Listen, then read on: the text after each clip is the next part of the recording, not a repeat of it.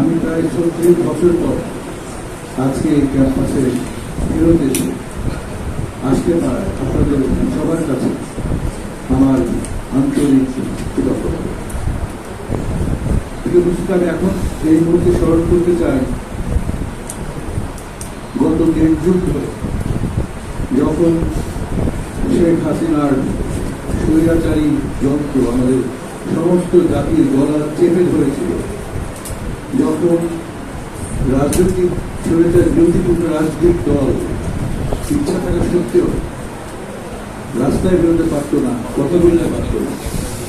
আমি স্মরণ করতে চাই তখন আমাদের এই ডাক্তারের সংগঠন দেয় এবং আমাদের মেডিকেল প্রফেশনের নার্স অন্যান্যদের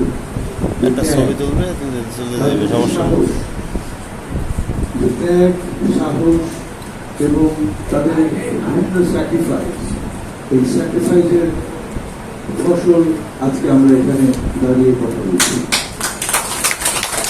আমি অত্যন্ত শ্রদ্ধার সঙ্গে আমার সব ডাক্তার ভাই বোনদেরকে স্মরণ করছি যারা এই ত্যাগ করেছেন জীবন।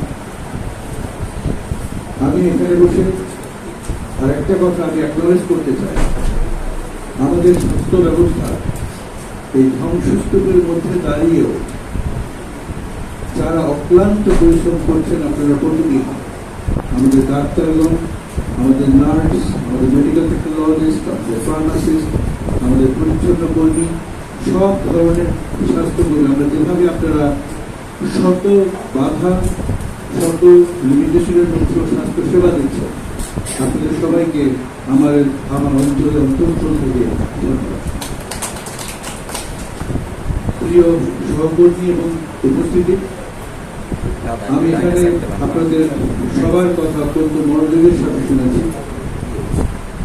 আপনারা যে কথাগুলো বলেছেন এর অনেকগুলো কথাই সারা বাংলাদেশের যে স্বাস্থ্য ব্যবস্থা তার সাথে একেবারেই সংগঠিত।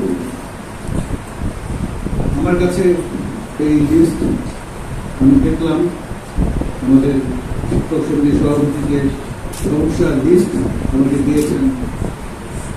প্রত্যেকটা সমস্যা আর্জেন্ট সমাধানের কোয়ালিফাই করে, প্রত্যেকটা সমস্যাই এখানে অত্যন্ত গুরুত্বপূর্ণ।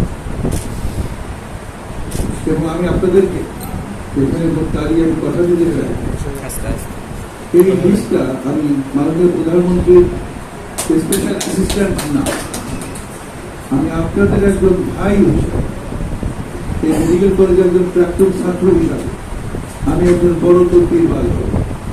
আমি মন্ত্রণালয় বলেন, ডাইরেক্টরেট বলেন, অন্যান্য প্রতিষ্ঠান বলেন, আমাদের মাননীয় প্রধানমন্ত্রী বলেন, তাদের কাছে আপনাদের পক্ষ হয়ে আমি তদবির করব যাতে করে আমরা হাসপাতাল সম্পর্কিত সমস্যাগুলো শুনলাম, আমরা কলেজের সম্পর্কিত সমস্যাগুলো শুনলাম, আমরা চাকরির ব্যাপারে যে সমস্যাগুলো শুনলাম, এই সমস্যাগুলোর সব সমাধান হয়তো আমরা করতে পারবো না, কিন্তু কিছু সমাধান আমরা করব, আমরা পর্যায়ক্রমে করব, এটা আমি আপনাদেরকে কথা দিতে পারি।